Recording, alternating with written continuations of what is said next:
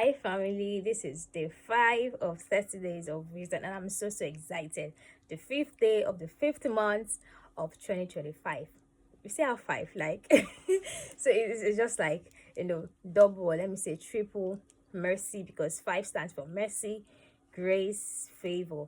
And I'm so excited to be doing this with you guys.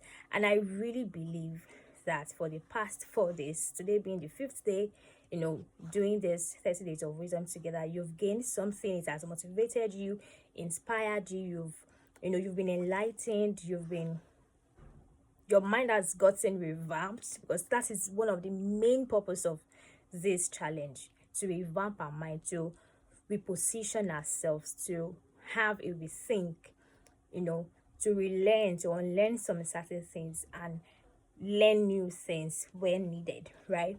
And today we'll be talking about something very important, which is what your flesh will not tell you about temptation. And I came up with that topic because reading through, just like I said, we've taken through for the next 30 days from the book of Proverbs, and today we are doing Proverbs chapter 5.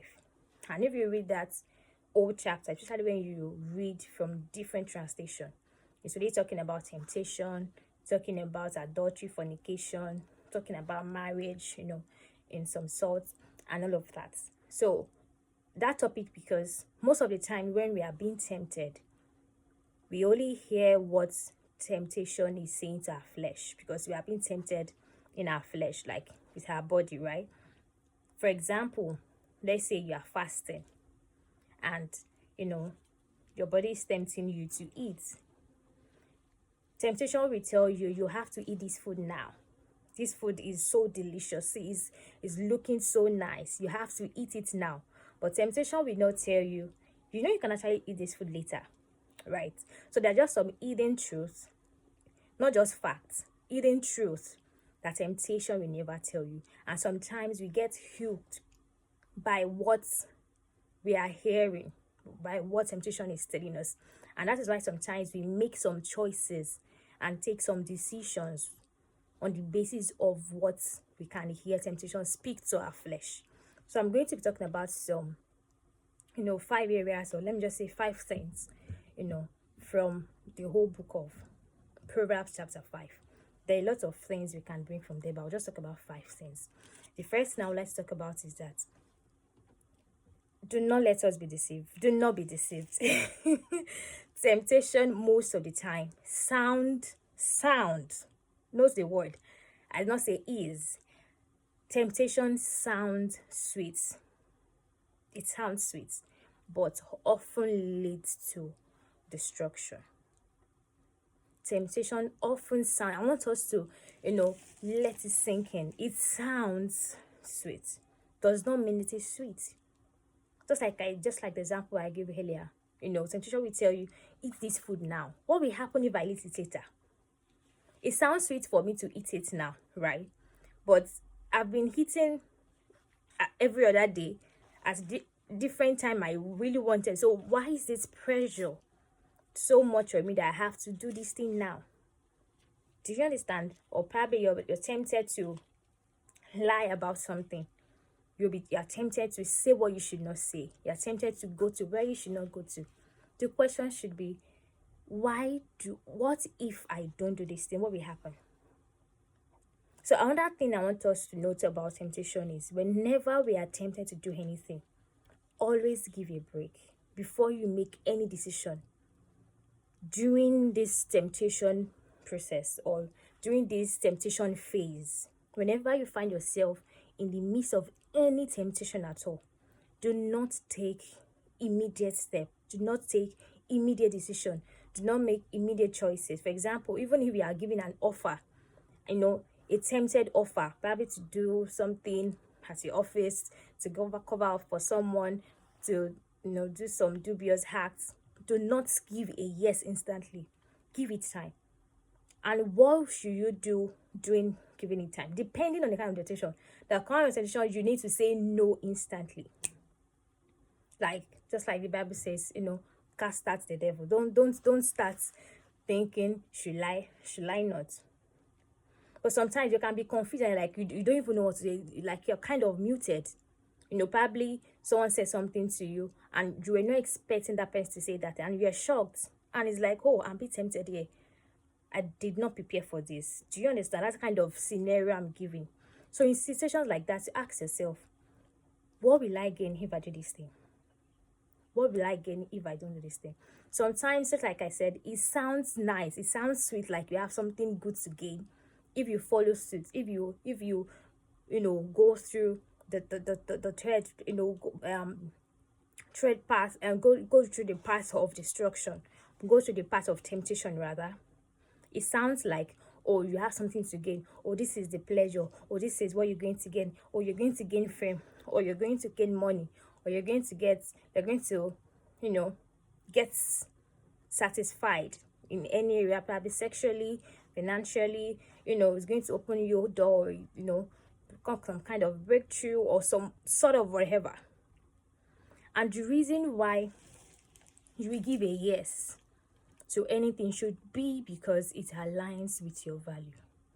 And remember, for the past 4 days, we'll be talking about, having good values, being a good person, being a just person, being a person of integrity, being a Christian in today's world. So I want to believe that whatsoever decision you are making is not because, oh, this is what I'm going to gain. You're just blinded by the present gift, by the present promises, by the present what sounds sweet and sounds nice. You're not blinded by that.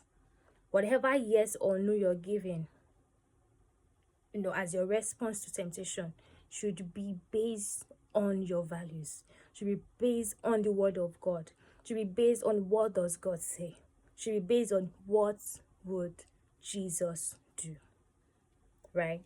It should be based on what would Jesus do. It's not based on what do I want. We should be based, just like, I think it was yesterday or the day before that we talked about not just doing what you should do. I can't really remember, but doing what is needed, not just doing what you want to do or what the situation just wants you to do. Sometimes people say things like, I had no choice, that was why I did it. No, you had a choice. You could have said yes, you could have said no. I think it was yesterday, yeah, talking to us about that. When you find yourself in situations like that, instead of staying there for too long, turn back.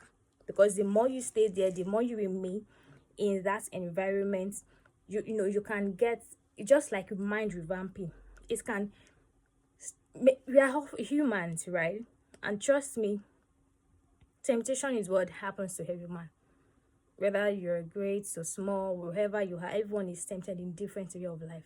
So it is nothing new, right? So whenever you find yourself in that phase, you should know the time to run. You should know the time to turn back.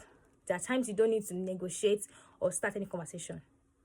Do you understand? So another thing I want us to, I think I mentioned this yesterday from the book of Proverbs chapter 5. Another thing I want to bring from there is protect your heart and your body at all costs. Because if you don't, what will follow later on is regret. Protect your heart. Just like I said yesterday, you want to be mindful of the sins you give yourself to, the kind of people you allow speaking to you, the kind of people you allow speak around you, the kind of words you open up yourself to, the kind of music, the kind of energy. You want to be mindful of these things. And the third thing I also want to, intentionally point out from Proverbs chapter 5 is God sees everything. God sees everything. God is aware that you're tempted. So God knows that you're tempted. And that was why he said in his word that he will not allow us to go through more than we can bear. So whatever temptation that's happening to you or you're facing right now, trust me, God is aware. And God knows that you have what it takes not to fall. So if you fall, it is not God's fault. Yes, did God allow the temptation? Yes, but he allowed it because he knows that you can pass it. So if you eventually fail, you failed because you chose to. And that was why I said that in every of this situation, God by himself will create a way of escape. So even in our temptation, there are always ways of escape. There are always ways of escape. But sometimes we picture ourselves to be the superhumans. We can handle it. I got it. Imagine Joseph saying, or trying to negotiate, or trying to talk to Potiphar's wife, madam, this is what I'm trying to say. Imagine, just imagine that he was trying to like talk to her. At that moment, you don't need any conversation. You don't need to engage in any kind of conversation. The times you need to run. The times you need to cast and bind. Probably a thought came to your mind and you're tempted to do something wrong. You don't stay on that thought. You cast it out. Or someone is having a conversation with you and they're saying some things, let them know your stand immediately. Sometimes you need to that sometimes you need to take some drastic step, like immediate steps. Sometimes people will take you for the fool. They say you're fool, they say you're dumb, say you're not smart. Let them say whatever they want to say. You hold no man, no explanation, right? Then the first thing I also want to talk about is be content with the love you have. And this is especially to people in marriage, right? Or let me say in any form of committed relationship, not just being marriage. Probably you're in a courtship relationship, not just the kind of relationship of, let's see how it goes. I mean a serious committed relationship.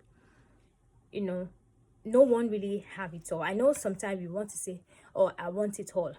Yeah. It depends on the all you're really talking about. Because sometimes people say things like, you can have it all, right? But all I'm saying that there is not, what I mean by you can have it all is that you cannot have a perfect whatever, in whatever you're looking for. You cannot have because sometimes our definition, the reason why I said that is that sometimes our definition of perfection changes over time. The reason why you cannot have a perfect life, I mean perfect, I'm not saying a good one, I'm not saying a blessed one, a beautiful one. You can have a beautiful home, beautiful life, you can have all of that. I'm talking about perfect, like nothing, like 100%, nothing wrong with it. That's what I'm talking about. Like not even 9.9. You want 100%. And the reason why I say that is because sometimes our desires change over time. Our definition of perfection changes over time. And because we are humans, we have a spirit, a soul, and a body. We are, we kind of, the kind of being that we are, we are kind of, our evolution, I mean the way we evolve can be so interesting. You even you as an individual, if you really want to be truthful to yourself, there are times that you will think this is what you want. Sometimes you will think, oh, I think I know this is what I want to do, or this is what I want, this kind of car I want to buy, this is my dream house. And trust me, probably next time it might no longer be your dream house, or it might no longer be your dream house, or it might no longer be your definition of what a perfect life should look like. So imagine you're expecting someone to fit into that box. You're expecting your spouse to fit into a box of, or a definition of perfection you have in your head. That person is also evolving. They are not static. So that was why I said sometimes our definition of perfection, what we are looking for, sometimes do not even exist.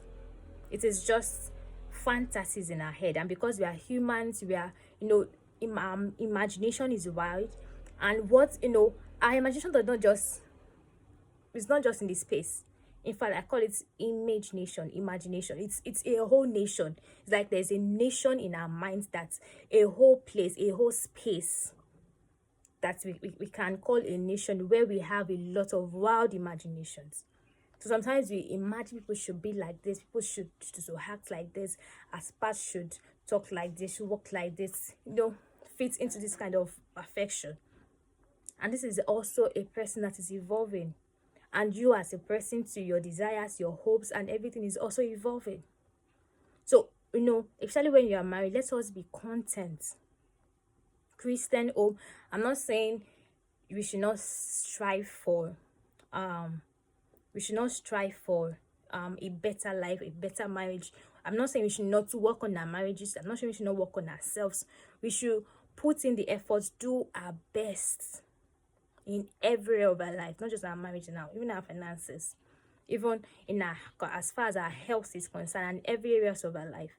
Put in the work, do all that you can, but be content with what you have. Because there's something that contentment does to a human. Because if you're not content, you will always feel like, it's greener on the other side. You feel like someone else is having your kind of life, is having the kind of life you want.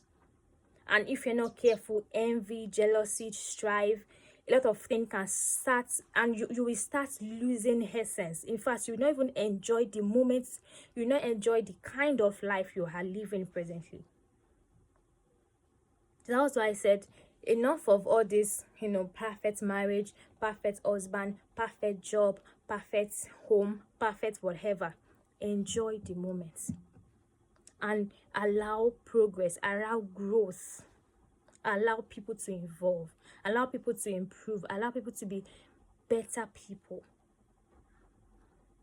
So that is why most people are not committed in their marriage. They think another person will fit better as their spouse instead of this person they have in their life right now. They think this other person looks, they look so well than their present spouse. But they're just looking for something that is not really lost.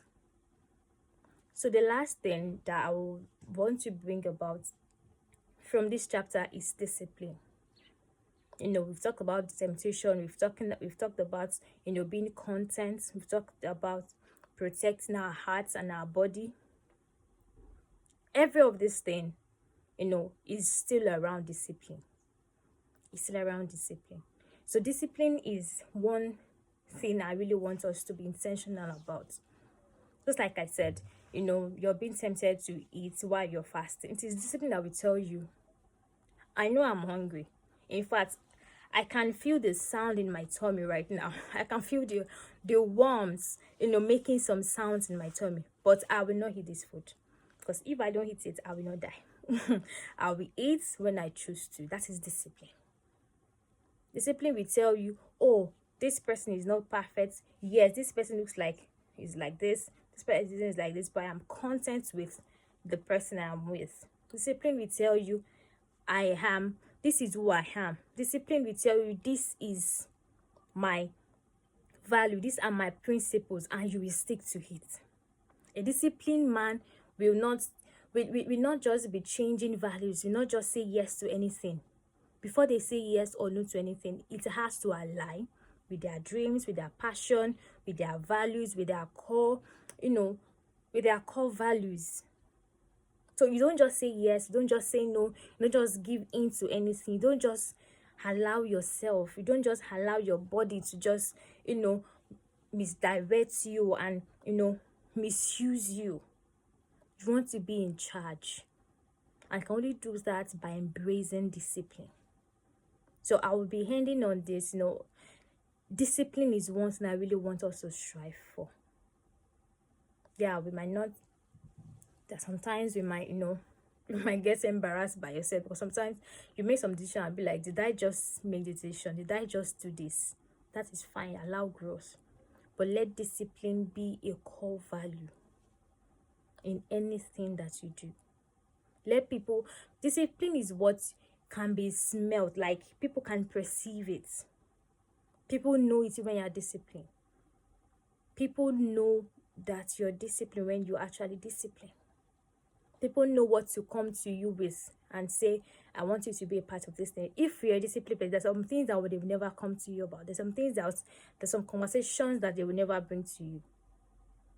So sometimes we are the one really stressing ourselves, because people do not really know our stance. So that's why they are just bringing everything your way. Let's see if she will say yes. Let's see if she will fall victim of this. Because sometimes it's difficult for people to know who we are. It's difficult for people to perceive us. It's difficult for people to know the kind of things we are for or we are against. And I really want to encourage us once again to find time to read through Proverbs chapter 5. And as I said earlier, if possible, read through, in different versions of the Bible. I just hope from this talk you've been able to bring, one or two things from the old chapter.